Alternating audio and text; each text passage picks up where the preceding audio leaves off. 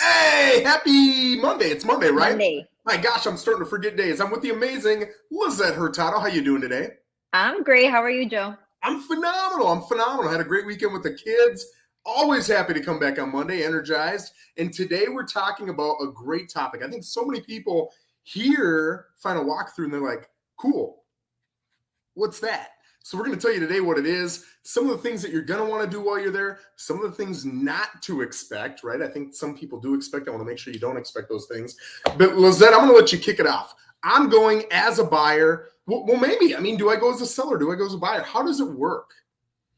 Okay, so if you're on the buying side, you're going to meet with your agent at a property at a selected time. So the best time to do this is probably a couple hours right before closing. I don't really like to do this even a day before closing. God forbid something happens, something limb goes through the roof and we didn't do the walkthrough an hour before closing and there's a hole that we don't know about.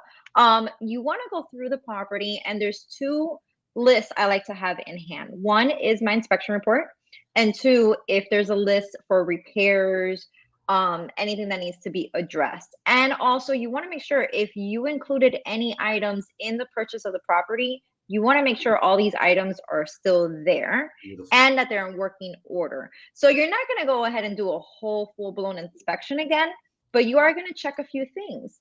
If you included a TV, you might want to turn around and make sure it turns on. You want to make sure your washer and dryer, all your appliances are there. There are no holes in the wall. The house is in a clean and orderly fashion. You have, well, the listing agent, the buyer agent should also communicate where the keys are, the garage door openers, really important items that we need to make sure we bring to closing. All this should be addressed at the walkthrough. Love that. And if you read the purchase agreement, it says it will be left in broom swept, this is Florida, condition, right? So if there's dirt all over the floor, if it's a train wreck, buyers, you can ask for the sellers to either take care of it or more likely pay for a cleaner to come in and fix this stuff, right? But the goal is the sellers should be out. If they're not out, in my opinion, we're not doing the final walkthrough, right? Yeah.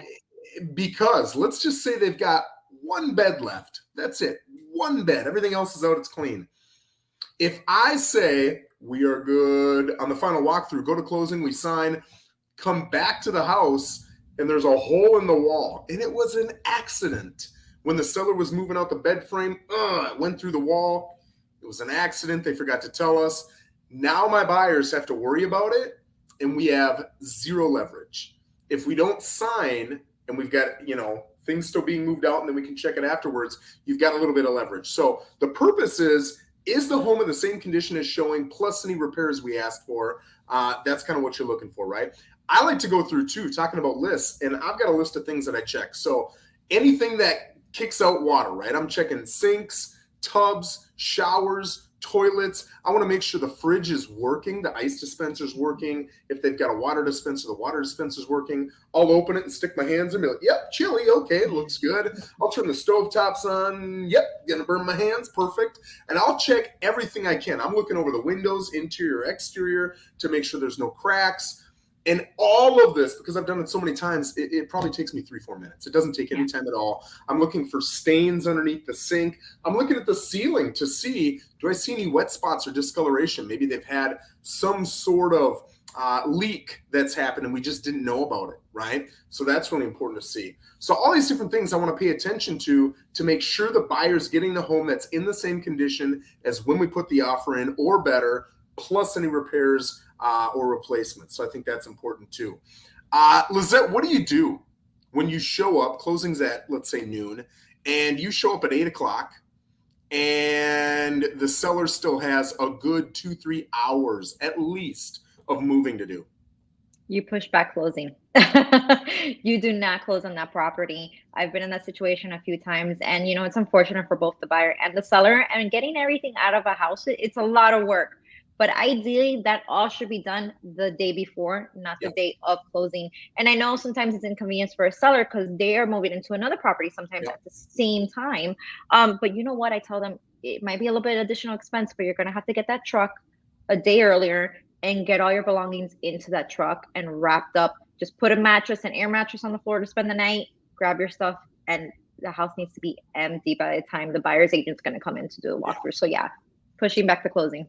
Great points. I think a lot too of sellers, they don't understand contractually, when you have a closing date, that's a closing date. And you got to be out by closing contractually. So if you're not, as much of a pain in the butt it is, as much as maybe my agent didn't tell me, or they did, but I didn't understand, or it doesn't matter. Contractually, you're obligated. So now if the buyer is taking on added expenses, they might ask you to cover those costs. Do you have to pay them?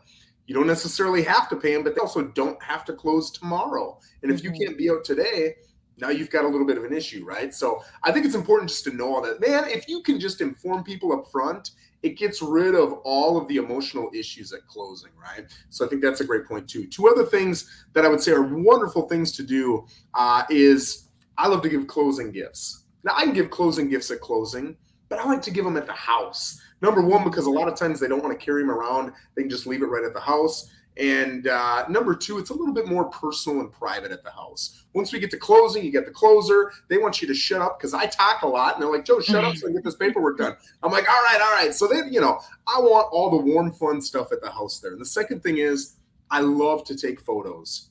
This is your house. And it's going to turn into a home, and getting a photo with them in their kitchen or by their pool or by the front door, something like that.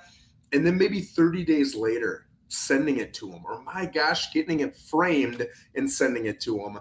They will love it. Who doesn't want a picture reminding them of closing day? Everybody is so proud of that. So there's a couple extra things that I love to do. Is there anything you'd add to that, Lissette?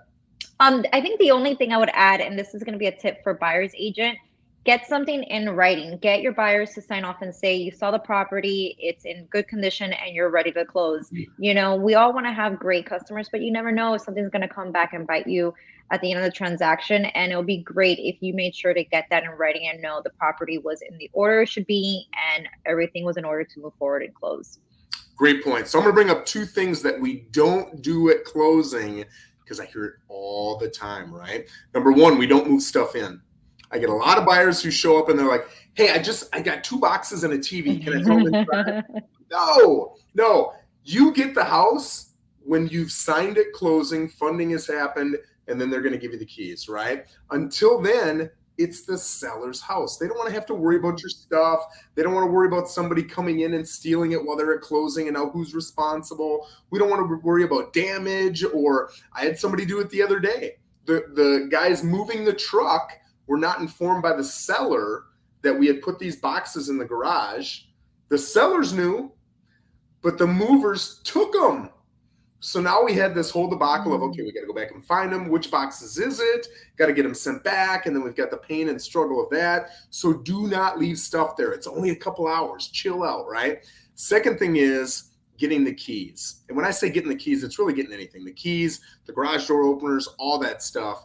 You'll get them at closing, right? Once closing has occurred, that's when they'll happily give you everything. You just want to make sure that they're getting their everything, which is your cash. They want your signature, they want your cash. Once they get that, then you can get all your goodies. Lissette, is there anything else that you would add or any nuggets you'd give for a good final walkthrough or closing day?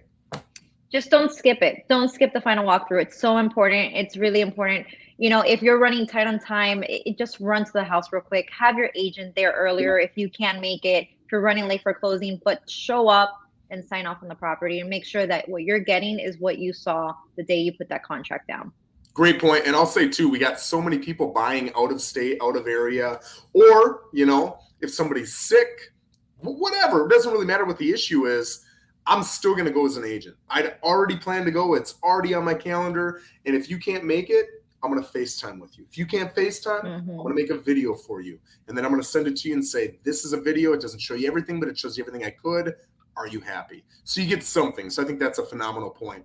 Guys, if you've got any questions at all for anything with the entire buying or selling process, Lissette and I are both here for you. We love doing this stuff. You can DM us personally or go put something in the comments and we'd be more than happy to help you. Other than that, have a fantastic day, my friends. Have a great one, guys.